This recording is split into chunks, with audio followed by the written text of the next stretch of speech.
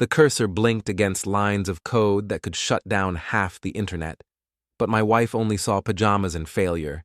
I saved the file, another security patch for an agency that officially doesn't exist, and turned toward the kitchen, where Aria's voice carried that particular edge I'd grown to recognize. I need a real man, Cole, not someone who works from home in sweatpants all day. Our daughter Emma nodded from her spot at the breakfast bar, 17 years old, and convinced her mother hung the moon. Mom's right, Dad. You never do anything exciting. She deserves better. I closed my laptop and walked into the kitchen, still wearing the gray sweatpants that had apparently become the symbol of my inadequacy. Aria stood by the window overlooking our manicured suburban street, her marketing executive armor already in place, sharp blazer, perfect makeup, the kind of confidence that came from believing you were climbing toward something meaningful. You want to see a real man? I pulled out my phone, opened the banking app, and handed it to her. Take a look. Aria's fingers hesitated before accepting the device. Her eyes scanned the screen once, then twice. The color drained from her face like someone had opened a valve. This can't be right, she whispered. Emma leaned over to peek at the screen and nearly choked on her orange juice. Dad, what is this? My checking account, I said, pouring coffee into my favorite mug, the one that said, World's Most Average Dad. Swipe left for the investment portfolio. Aria's hand trembled as she navigated to the next screen. Her marketing firm, Venton Associates, had generated $2.1 million in revenue last quarter. She'd celebrated with champagne and a speech about building something real. My checking account showed $47.3 million. The investment portfolio added another $89 million. How? Aria's voice came out strangled. 16 years building cybersecurity infrastructure for agencies that don't appear in budgets. The sweatpants are retirement. The home office is preference. Emma stared at me like I'd grown a second head. You're rich? Like, actually rich. Comfortable, I corrected. And before you ask why I never mentioned it, money changes people. I wanted to know who you really were first. Aria set the phone down with excessive care, as if it might explode. You let me think we were struggling. The mortgage payments, the college fund. We were never struggling. I paid off the house 3 years ago. Emma's college fund could buy her a small university. But you drive that old truck. You shop at discount stores. You wear the same clothes. Because I don't need to prove anything to anyone. I retrieved my phone and slipped it back into my sweatpants pocket. Except apparently to my wife, who thinks real men are defined by their office dress code.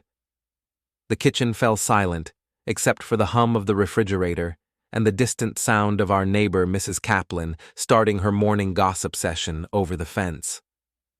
Aria's perfectly applied foundation couldn't hide the shock etched across her features. Your business partner Felix seems to have strong opinions about what makes a real man, I continued. Interesting how often his name comes up in your conversations about my shortcomings. Aria's eyes flashed, the first real emotion I'd seen from her in months. Felix is a colleague. He's building something, creating jobs, making a difference in the community. Felix is making something all right. I opened my laptop and turned the screen toward her. My home system flagged some interesting anomalies. Someone's been using deepfake audio of my voice to authorize data transfers. Very sophisticated work. The source IP traces back to Felix's home office. The silence stretched longer this time. Emma looked between us like she was watching a tennis match where she didn't understand the rules. That's impossible, Aria said finally. Is it? Because I've got 3 months of surveillance data that says otherwise. Your boyfriend has been very busy with your company's client databases. He's not my... Aria caught herself, but not quickly enough. Emma's eyes widened. Mom, you're having an affair. It's complicated, Aria snapped, then immediately softened her tone. Emma, adults sometimes... No, I interrupted. It's not complicated.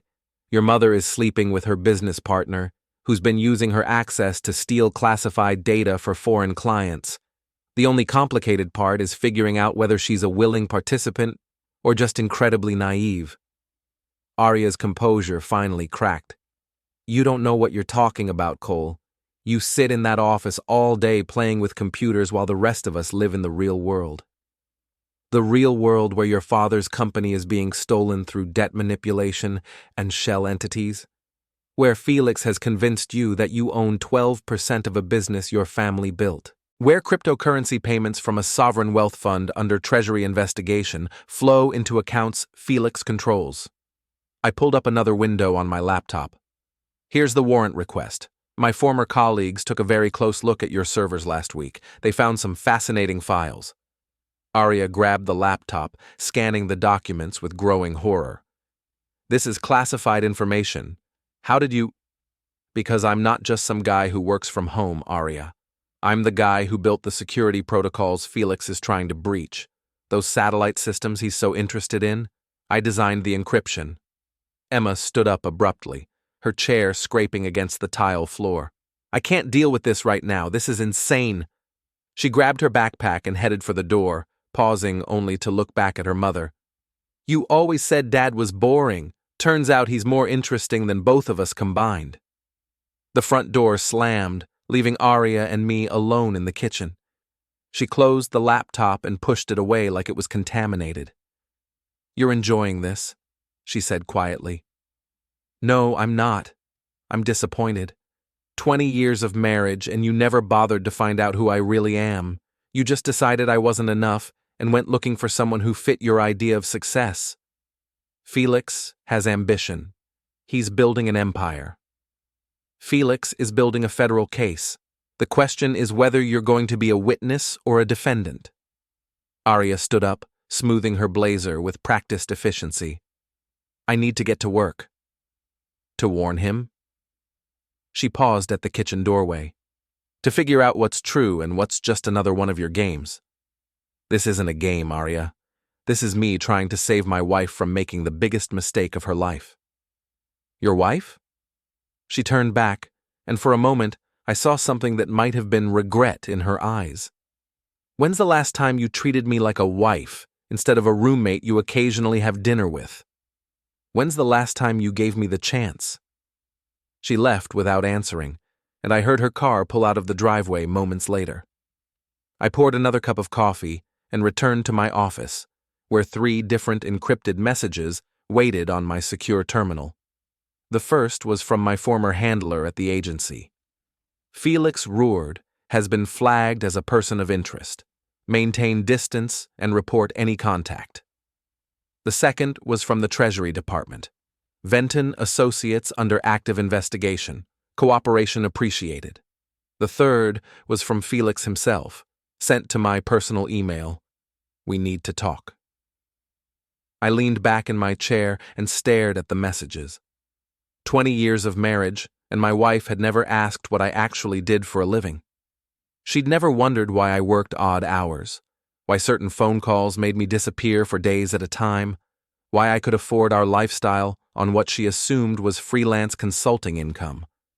She'd wanted a real man, someone with ambition and visibility, who wore suits and attended networking events and built empires other people could see. Instead, she'd chosen someone who was building a federal case against himself, using her as the primary access point. My phone buzzed with a text from an unknown number. Your wife is in danger. Meet me at Murphy's bar tonight. Come alone.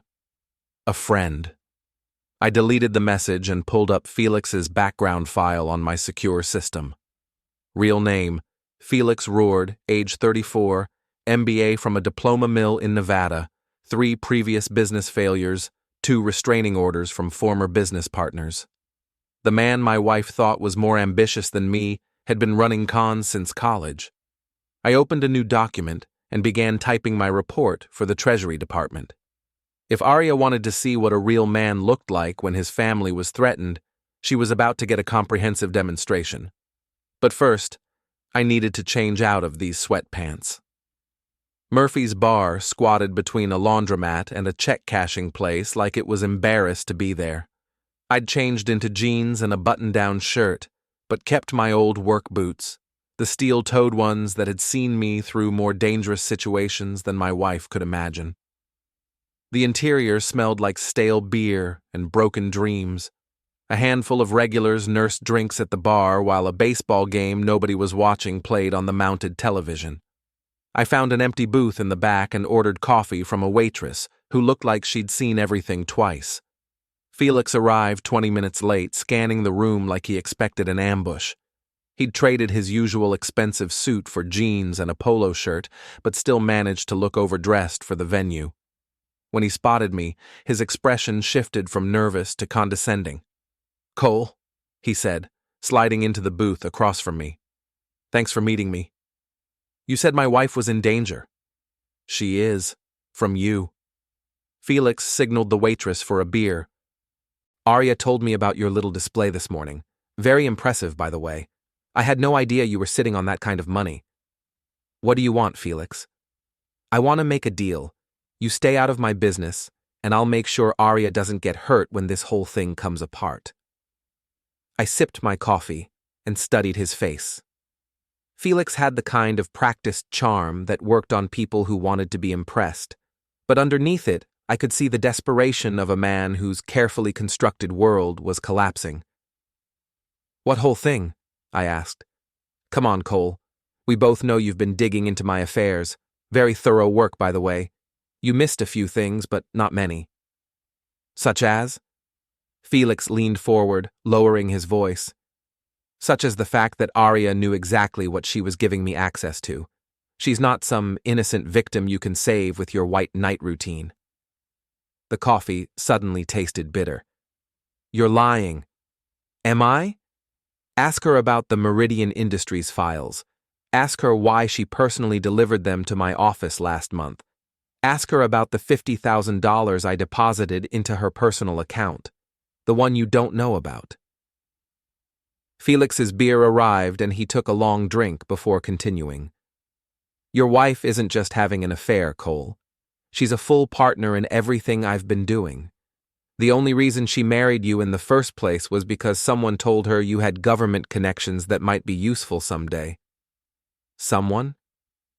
"Her father. Eli Venton has been trying to get defense contracts for years. When Aria met you, he saw an opportunity. Too bad you turned out to be more valuable than any of us realized." I set down my coffee cup with deliberate care. "You're telling me my marriage was a setup from the beginning?" "Not the marriage itself. Aria genuinely fell for you, at least initially. But when you turned out to be Mr. Boring Sweatpants instead of Mr. Government Connections, she got restless. I simply provided an alternative." "And the data theft?" "Was her idea. She came to me 6 months ago with a proposal. Use her access to gather intelligence on her father's competitors, sell it to interested parties, and split the profits. The foreign clients were just a natural expansion of the business model." Felix finished his beer and signaled for another. "The beautiful part is that if everything goes sideways, she's the one with access and motive. I'm just a business partner who got in over his head. Except I know better." "Do you?" "Because from where I'm sitting, you're a retired cybersecurity consultant who stumbled onto something bigger than he can handle. You can turn me in, sure, but Aria goes down with me. Is that really what you want?" I stood up and dropped a $10 bill on the table. "What I want is for you to stay away from my family." "Too late for that, Cole. Your family came to me." I walked out of Murphy's bar with Felix's laughter following me into the parking lot. The drive home took 15 minutes, but I spent most of it sitting in my truck outside our house, staring at the windows and trying to process what I'd learned. 20 years of marriage, a daughter who was about to start college, a life I'd thought was built on something real, even if it had grown routine and comfortable, all of it potentially based on a lie. I found Aria in the living room, still wearing her work clothes but looking smaller somehow, like the day had taken something essential out of her. She looked up when I entered, and I saw something in her eyes I couldn't quite identify. "How was your meeting with Felix?" she asked quietly. "Enlightening." I sat down in my usual chair, the one she'd always complained was too big for the room. He had some interesting things to say about our marriage.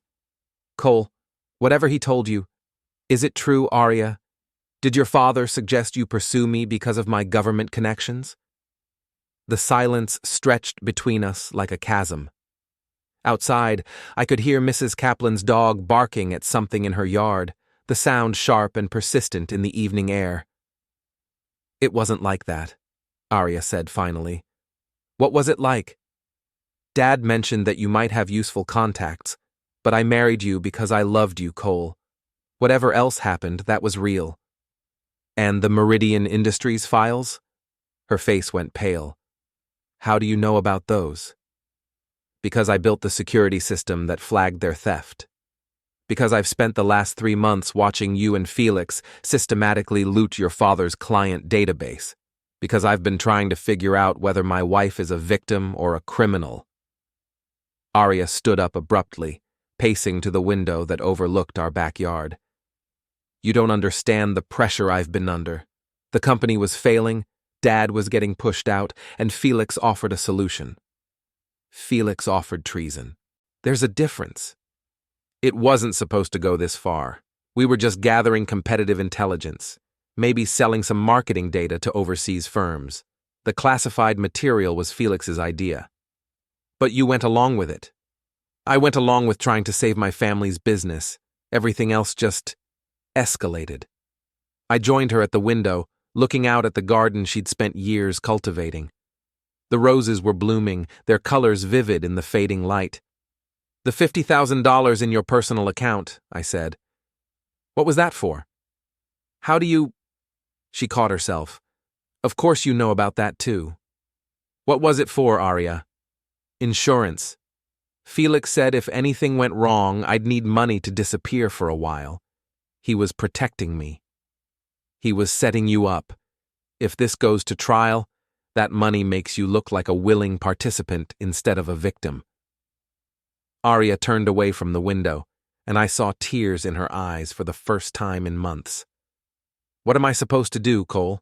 If I testify against Felix, he'll destroy me. If I don't, the government will.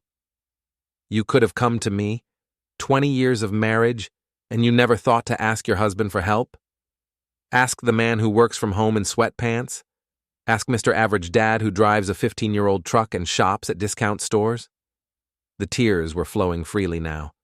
How was I supposed to know you were some kind of super spy? I'm not a spy. I'm a security consultant who happened to marry someone who never bothered to find out what that meant. Emma's voice came from the stairway. Are you two getting divorced? We turned to find our daughter sitting on the steps, still in her school clothes, looking younger than her 17 years. We're having a discussion, I said. About Mom being a criminal? Aria flinched. Emma, it's complicated. No, it's not. Emma stood up, her voice gaining strength. Mom cheated on Dad and stole classified information. Dad's apparently rich and works for the government. Nothing about this is complicated. It's just messed up. She disappeared back upstairs, and moments later we heard her bedroom door slam. She'll never forgive me, Aria whispered. She might, if you do the right thing. Which is what, exactly? I pulled out my phone and showed her the contact information for the Treasury Department investigator. Cooperate fully, tell them everything. Help them build a case against Felix, instead of letting him build one against you. Aria stared at the phone like it was a snake. And us? What happens to our marriage? I don't know. But I'd rather find out honestly than keep living a lie. She took the phone and stared at the number for a long moment. If I do this, Felix will make sure everyone knows about the affair. My reputation, the business, everything will be ruined. Your reputation is already ruined. The question is whether you want to be remembered as someone who made a mistake or someone who compounded it by letting others pay the price. Aria handed back the phone without making the call. I need time to think. You don't have time. Felix is already positioning you as the fall guy.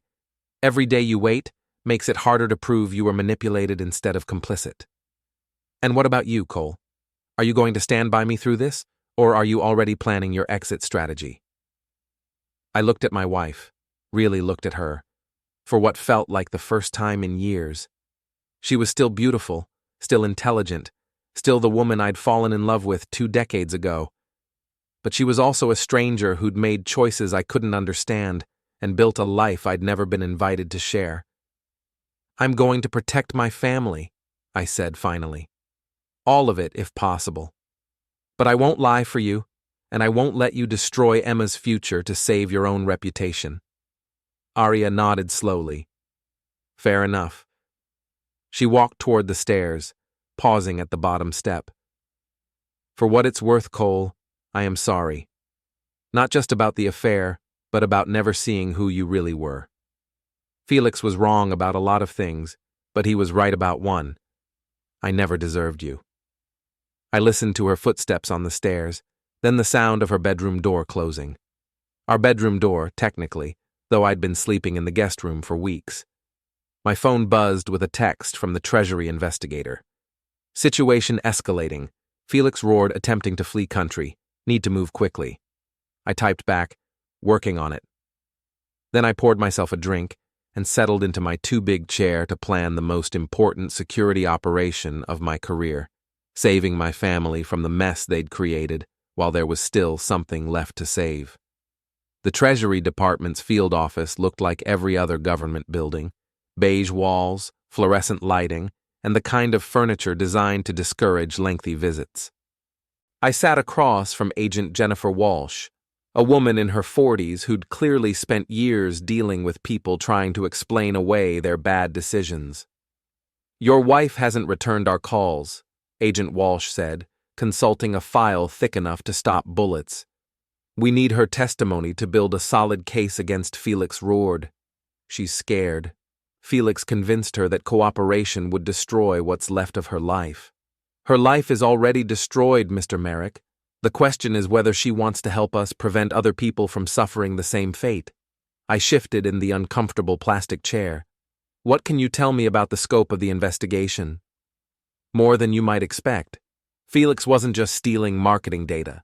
He was using your wife's access to gather intelligence on defense contractors, satellite communications, and infrastructure projects. Some of the information he sold ended up in the hands of hostile foreign governments." "How hostile?" Agent Walsh closed the file and leaned forward. "The kind that consider cyber attacks on American infrastructure a legitimate military strategy. The kind that pay very well for detailed information about our vulnerabilities." "And Aria provided that access?" "Knowingly or unknowingly, yes. The electronic trail shows her personal credentials were used to access classified databases dozens of times over the past 6 months. Either she's a willing participant or she's incredibly careless with her login information." I thought about the woman I'd married, the one who wrote her passwords on sticky notes and left her laptop open in coffee shops. Probably both. "We need her to testify about how Felix gained access, what he asked her to retrieve, and how much she knew about his ultimate intentions. Without her cooperation, he walks on the major charges." "What happens to her if she cooperates?" "Depends on what she tells us. If she was genuinely manipulated, we can work with that. If she was a willing participant..." Agent Walsh shrugged.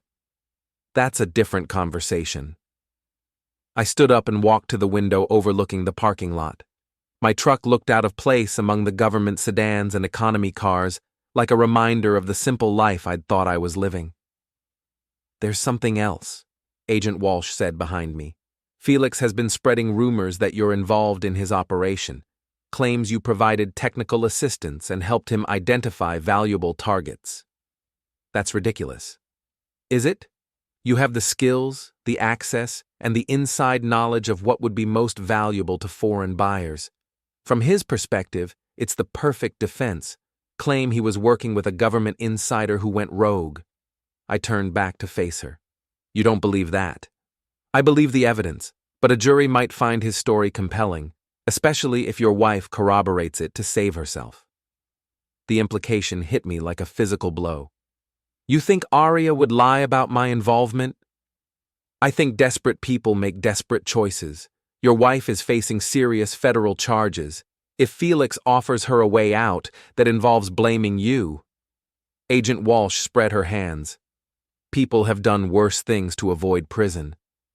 I sat back down, suddenly feeling every one of my 48 years. What do you need from me? Help us get your wife to cooperate. Convince her that telling the truth is her best option, not her worst. And if I can't? Then we proceed with the evidence we have and let the chips fall where they may. I left the federal building with a headache and a growing sense that the life I'd built was collapsing faster than I could shore it up. The drive home took me through the suburban neighborhood where we'd lived for 15 years, past houses full of families who probably thought their biggest problem was keeping up with the mortgage payments. I found Aria in the kitchen, staring at her laptop screen with the expression of someone watching their world end in real time. Felix has been busy, she said without looking up.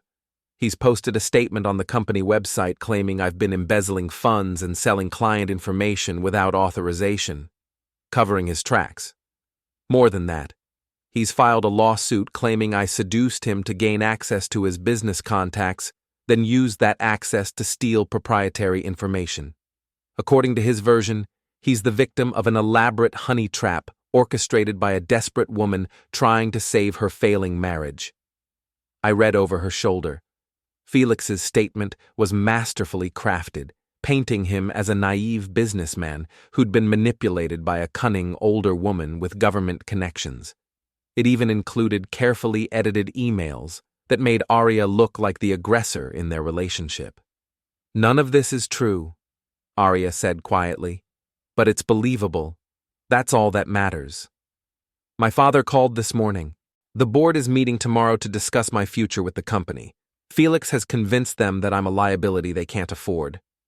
What about the federal investigation? Felix claims he's cooperating fully with authorities to expose my criminal activities. He's positioned himself as a whistleblower instead of a perpetrator. I closed the laptop and sat down across from her. Aria, you need to call Agent Walsh today. The longer you wait, the more time Felix has to control the narrative. And say what?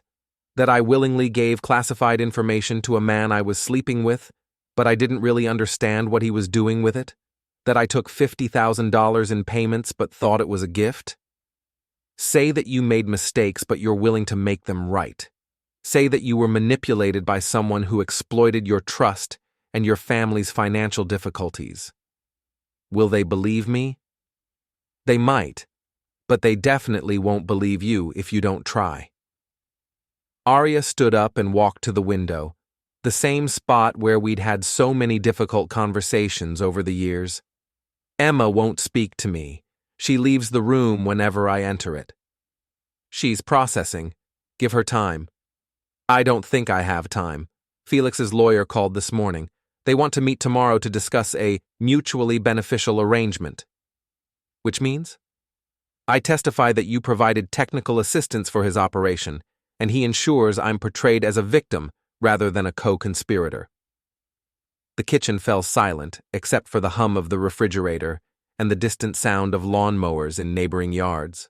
Normal suburban sounds from a world that suddenly felt very far away. Are you considering it? I asked finally. I'm considering what's best for Emma. If I go to prison, she loses both parents. If you go to prison instead... Aria turned to face me. You're stronger than I am, Cole. You could survive it better. You want me to take the fall for your mistakes? I want my daughter to have at least one parent who isn't a convicted felon. I stood up slowly, feeling something fundamental shift between us. 20 years of marriage, and you think I'd be better suited for federal prison than you would be. 20 years of marriage, and I still don't really know what you're capable of. You're about to find out. I left the kitchen and went to my office where I opened a secure communication channel to Agent Walsh. The message I typed was brief. Wife being pressured to implicate me. Moving to protect family and national security interests. Recommend immediate action. The response came back within minutes. Understood. Operation Greenlight authorized. I opened another channel, this one to my former handler at the agency. Need extraction protocols for family members. Situation deteriorating rapidly. Standing by. Confirm threat level. Critical. Subject attempting to flee jurisdiction with classified material. Family members at risk of retaliation. Extraction team mobilizing. Maintain position. I closed the secure channels and pulled up Felix's real-time location on my tracking software. He was at his downtown loft, probably preparing for his meeting with Aria tomorrow. What he didn't know was that his building was already under surveillance, his communications were being monitored, and his carefully planned escape route had been compromised 3 days ago. What Aria didn't know was that her husband wasn't just a retired cybersecurity consultant. He was a man who'd spent 16 years protecting national security interests from people exactly like Felix Roard, and he had resources she couldn't imagine. What neither of them knew was that this had stopped being about a marriage the moment classified satellite data ended up in foreign hands. I changed clothes, putting on the kind of tactical gear I hadn't worn in 2 years. Then I went upstairs to talk to Emma. I found her in her room, headphones on, staring at her laptop screen.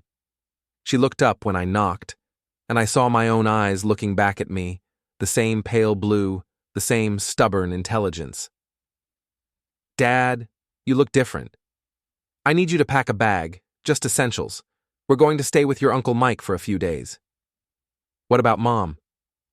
"Your mother has some things she needs to work out. We'll give her space to do that." Emma pulled off her headphones. "This is about the government stuff, isn't it? You're not really retired." "I'm really retired, but retirement doesn't mean the past disappears." "Are you going to arrest Felix?" "I'm going to make sure he can't hurt anyone else." Emma nodded and reached for her overnight bag. "Good. I never liked him anyway."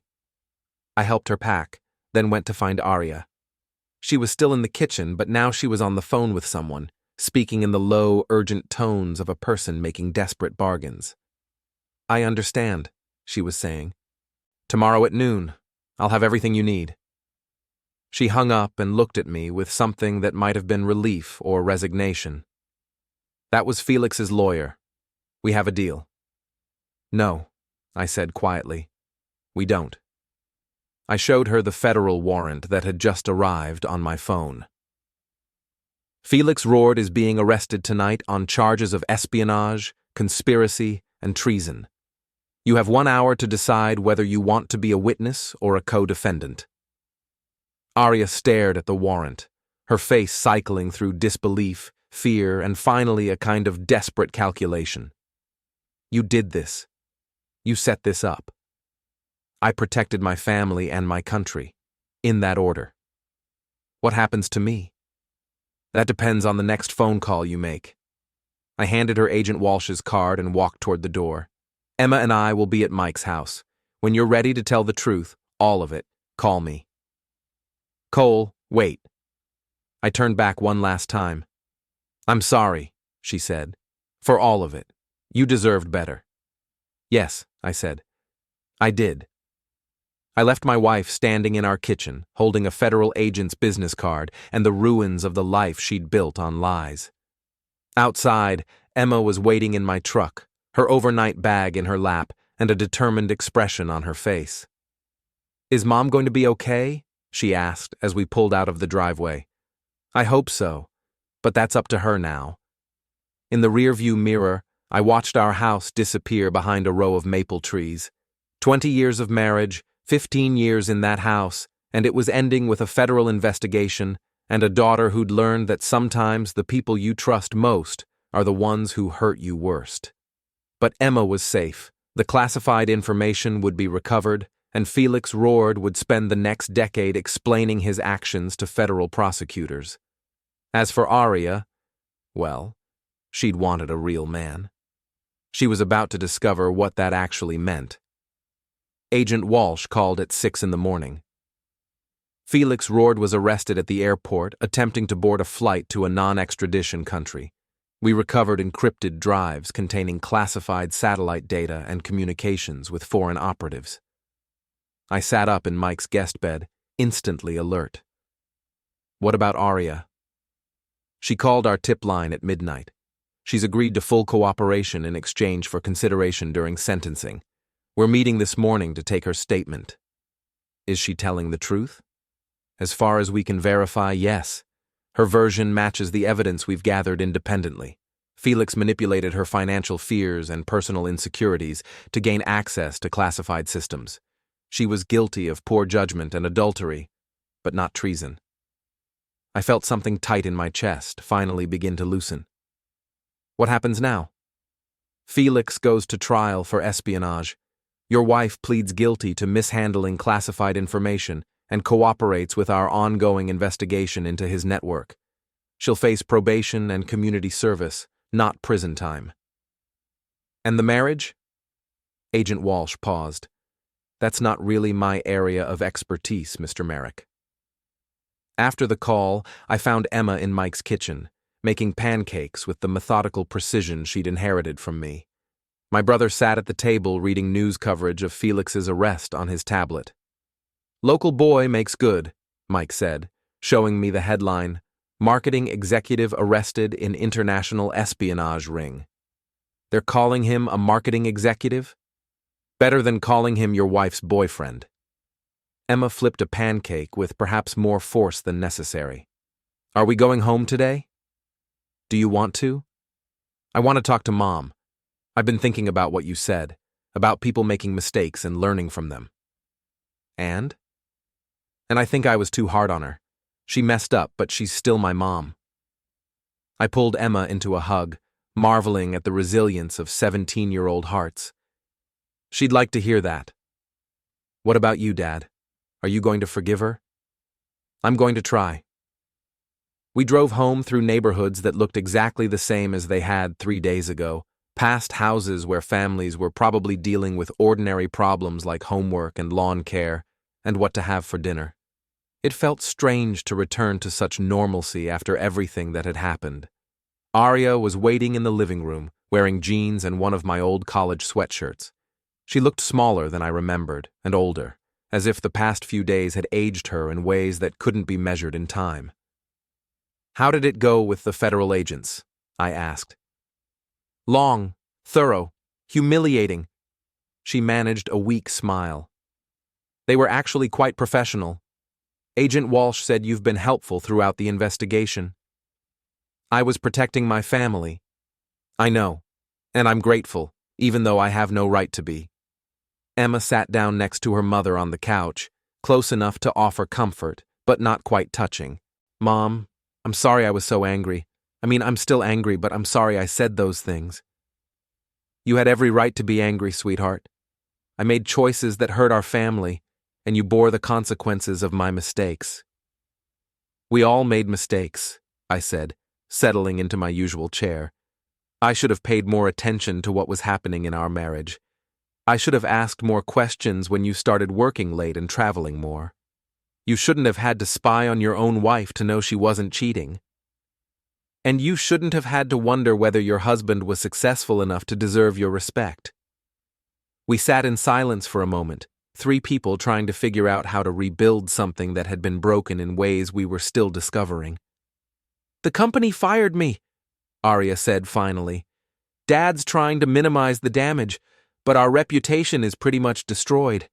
Felix's version of events got too much publicity before the truth came out. What will you do? Start over, I guess. Agent Walsh said I could probably find work as a consultant once the legal proceedings are finished. Companies need people who understand how data breaches happen. Ironic. That's one word for it. Emma looked between us with the expression of a teenager trying to navigate adult complexities beyond her experience. Are you guys getting divorced? We haven't discussed it, I said. I think we should, Aria said quietly. Not because I don't love you, Cole, but because I don't think I know how to be married to you. I spent 20 years resenting you for not being someone you never pretended to be, while never bothering to find out who you actually were. People can learn. Can they? Because I look at you now, and I see someone I've never met. Someone who can track criminals and coordinate with federal agents and manage millions of dollars while wearing sweatpants and pretending to be ordinary. How do I build a relationship with someone I fundamentally misunderstood for 2 decades? Emma stood up abruptly. I can't listen to this. You're both being ridiculous. She faced us with the righteous indignation of youth confronting adult foolishness. Mom, you made mistakes, but you're trying to fix them. Dad, you're not some mysterious superhero. You're just a guy who's really good at his job and happens to be rich. None of this is as complicated as you're making it. Emma, Aria began. No, let me finish. You want to know what I learned from all this? I learned that people aren't perfect, and marriages aren't fairy tales, and sometimes you have to work really hard to love someone even when they disappoint you. But you know what else I learned? Dad never stopped protecting us, even when he was angry. And Mom never stopped caring about our family, even when she was making terrible decisions. Emma looked at both of us with the kind of clarity that comes from seeing your parents as flawed human beings for the first time. So, figure it out. Go to counseling or take a vacation or just spend some time actually talking to each other instead of making assumptions about what the other person thinks. She headed for the stairs, then turned back one more time. And Dad, maybe wear something other than sweatpants occasionally. Not because you're not a real man, but because Mom likes it when you make an effort. After Emma disappeared upstairs, Aria and I sat in the living room listening to the sounds of suburban life continuing around us, lawnmowers and dogs barking and children playing in distant yards. She's smarter than both of us, Aria said finally. She gets that from you. The stubbornness is definitely from you. I looked at my wife, really looked at her, for what felt like the first time in years. She was still beautiful, still intelligent, still the woman I'd fallen in love with when we were both young enough to think love was simple. I don't want a divorce, I said. Neither do I. But I don't know how to fix this. We start by being honest about everything. No more secrets, no more assumptions, no more pretending to be people we're not. Can you forgive me for the affair? I'm working on it. Can you forgive me for letting you feel like you weren't enough? I'm working on it too. Aria moved from the couch to the arm of my chair, close enough that I could smell her shampoo and see the flecks of gold in her brown eyes. Agent Walsh said you could have exposed Felix months ago, but you waited because you were trying to protect me. I was trying to save our marriage. Did you? I pulled her down into my lap, and for the first time in months, she didn't resist. Ask me in a year. What happens now? Now we figure out how to be married to the people we actually are, instead of the people we thought we were supposed to be. And Felix? Felix gets to explain his actions to a federal jury. That's not our problem anymore. Aria rested her head against my shoulder, and I felt some of the tension I'd been carrying for months finally begin to ease. We weren't fixed. We might never be completely fixed, but we were still here, still trying, still choosing each other, despite everything that had gone wrong. Cole? Yeah? Next time I complain about your sweatpants, remind me that real men are defined by their actions, not their wardrobe. Next time you complain about my sweatpants, I'll show you my bank account again. Deal. Outside, Mrs. Kaplan was probably spreading gossip about the federal agents who'd been in our neighborhood, and somewhere across town, Felix was learning what federal detention felt like. And in a few months, we'd all have to testify about the choices that had brought us to this point. But right now, in this moment, my wife was in my arms, and my daughter was upstairs doing homework, and my family was safe. The rest of it, the trials and the gossip and the long work of rebuilding trust, would come later. For now, it was enough to sit in my too-big chair, wearing my comfortable sweatpants, holding the woman I'd married 20 years ago and was still learning how to love. Real men, it turned out, didn't need to prove anything to anyone. They just needed to show up, do the work, and protect the people who mattered most. Even when those people occasionally